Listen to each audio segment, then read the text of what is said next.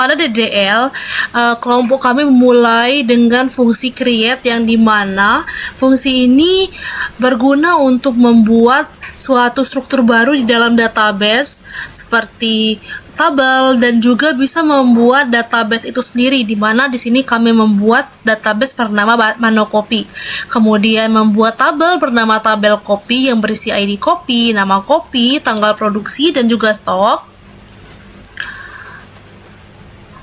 Kemudian kami juga membuat tabel bernama tabel pembeli yang terdapat ID pembeli, nama pembeli, alamat, ID kopi, dan juga ID kopi yang direferensikan dari tabel kopi. Nah, selain fungsi create, di DDL kami juga menggunakan fungsi alter, di mana fungsi ini berfungsi untuk memodifikasi struktur yang telah ada di dalam database, seperti contohnya adalah tabel. Nah, di sini kami menambahkan kolom kepada tabel kopi menggunakan fungsi alter tabel dengan menambahkan kolom harga.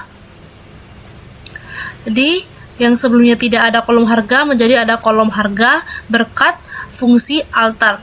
Nah, kemudian di DDL terdapat fungsi drop yang berfungsi untuk menghapus objek struktur di dalam basis data secara permanen seperti tabel maupun basis data itu sendiri. Nah, di sini kami memadukan fungsi drop dan juga alter sehingga menghapus kolom harga di dalam tabel kopi yang baru saja dibuat tadi. Sehingga hasilnya seperti ini. Kolom harga sudah tidak ada lagi.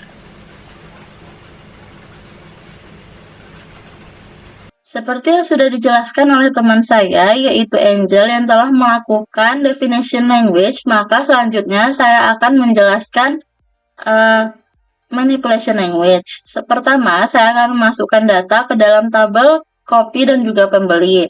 Yang pertama, saya masukkan TB kopi, yang akan dimasukkan yaitu ID kopi, nama kopi, tanggal roasting, dan juga stok. Saya masukkan 5 kopi, 5 macam kopi. Yang pertama yaitu kopi 01, dengan nama kopi Scottish Latte, tanggal roasting 2024, bulan 1, tanggal 5, pada jam 8, stok 20, lalu kopi 02, Vanilla Latte 2024, bulan 2, tanggal 1, pada jam 8, dengan stok 15, kopi 03, Mocha Latte 2024, bulan 3, tanggal 10, jam 8, dengan stok 12, lalu kopi 04, Caramel Latte 2024, bulan 4, tanggal 1, pada jam 8 dengan stok 18, lalu selanjutnya yang terakhir yaitu dengan ID kopi, kopi 05, nama kopi Hazelnut Latte, tanggal roasting 2024, bulan 5, tanggal 5, pada jam 8, dan stok dengan 10, lalu titik 2 untuk mengakhiri sesi pengisian tabel. Lalu selanjutnya pada tabel pembeli, yang akan dimasukkan yaitu ID pembeli, nama pembeli, alamat, ID kopi. Lalu kita masukkan, saya masukkan 4 pembeli yaitu P001 dengan nama Ali, alamat di Kepahiang, ID kopi, kopi 01 yang berarti membeli Scottish Latte. Lalu P002, Angel Bengkulu kopi 02 yang berarti membeli Vanilla Latte. Lalu P003, Aulia dengan alamat di Curup, ID kopi, kopi 03 yang berarti membeli Mocha Latte. Lalu selanjutnya P004, Lantera di Bengkulu yang membeli kopi 05 berarti Hazelnut Latte. Lalu kita harus menjalankan kode yang telah kita masukkan. Kode selanjutnya. Lalu kita dapat melihat apa saja kode yang telah kita masukkan tadi.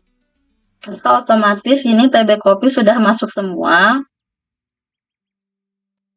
Lalu kita akan melakukan manipulation language yaitu update TB kopi, yaitu stok yang awalnya dengan ID kopi 03 itu ada 12, kita ubah menjadi 8 karena sudah ada yang membeli. Maka kita lakukan kode yaitu update TB kopi, set stok ubah menjadi 8 dengan primary key-nya kopi 03. Kita jalankan, lalu kita lihat apakah sudah terupdate. Nah, maka yang awalnya kopi 03, mocha latte, yang awalnya stoknya ada 12, telah berubah menjadi 8. Sekian yang dapat saya sampaikan. Wassalamualaikum warahmatullahi wabarakatuh. Baik teman-teman sekalian, penjelasan selanjutnya adalah Data Manipulation Language berupa delete.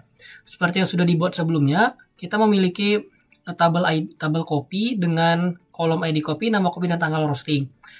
Pada kolom TB copy sendiri, kita akan menghapus data yang memiliki ID KOP 104. Jadi cara bacanya itu adalah delete, hapus dari tabel TB copy di mana memiliki data ID copy berupa KOP 104. Kita jalankan. Setelah itu kita select lagi TB copy-nya, dan maka ID 104-nya hilang. Selanjutnya adalah kita akan mengambil ID copy, nama copy, ID copy dan nama copy dari TB copy, di mana namanya adalah vanilla latte. Kita jalankan kodenya. Ya, sudah terjalankan. Setelah itu untuk pengurutan yang lain adalah kita akan mengambil tabel copy dan mengurutkannya sesuai nama copy dengan urutan ascending. Kita jalankan. Maka urutan namanya akan ascending dari dari kecil ke besar. Jadi dia naik karena dia dari H, M, S, V. Setelah itu sama, kita orderkan juga namanya tapi secara descending atau menurun. Nah, seperti ini. Yang awalnya vanilanya, jika di ascending vanilanya terakhir, di sini vanilanya jadi yang pertama. Seperti itu teman-teman sekalian. Oke, selanjutnya kita lanjut ke join. Yang pertama ada inner join, yang dimana ini kita menseleksi seluruh tabel dan menggabungkan tabel pembeli dan tabel copy. Yang dimana hanya menampilkan yang keduanya cocok. Nah, di sini yang cocok ID-nya yang 1, 2, 3, 4. Kita dilihat 1, 2, 3, 4 cocok. Namun yang kelima tidak cocok. Karena yang kelima memesan kopi 6. Selanjutnya yaitu let join. Let join ini menggabungkan dua tabel lagi, namun menampilkan seluruh tabel kopi walaupun tidak cocok di tabel pembeli. Nah, kita menampilkan seluruh tabel kopi, bahkan kopi 5 walaupun tidak cocok. Karena di tabel pembeli kita memesan kopi 6. Maka isi nilainya yaitu 0. Selanjutnya yaitu right join. Right join ini menampilkan seluruh tabel pembeli walaupun tidak cocok dengan tabel kopi. Di sini kita bisa melihat untuk yang Udin itu tidak cocok dengan tabel kopi karena memesan kopi 6. Jadi dia akan memberi nilai 0 untuk kopi QD.